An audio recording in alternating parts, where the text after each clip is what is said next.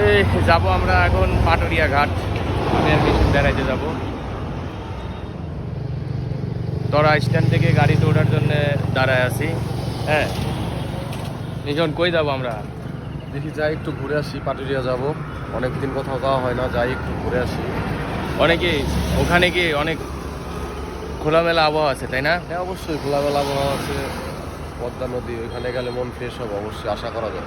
নদীর পাড়ে ভালোই লাগবে তাই না? হ্যাঁ অবশ্যই আশা করতে পারি। আচ্ছা তাহলে যাই দেখি, চলো ওখানে কেমন লাগে আজকে। Let's go. আমরা কাছাকাছি চলে আসছি পাটুরিয়া ঘাটের। যা ভরপুর সিল কত।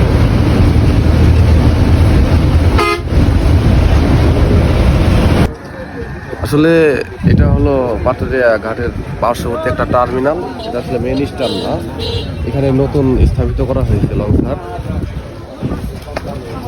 তো লঞ্চ ঘাট ভাঙার পর এখানে নিয়ে আসছে। হ্যাঁ নদী ভাঙনের কারণে মেন ঘাট থেকে এইখানে স্থাপন করা হয়েছে। তাই না? এটা হচ্ছে পাটুরিয়া ফেরিঘাট। আমরা পাটুরিয়া ফেরিঘাটে চলে আসছি, তবে ঘাটের এখন ওই রকম আমেজ নাই।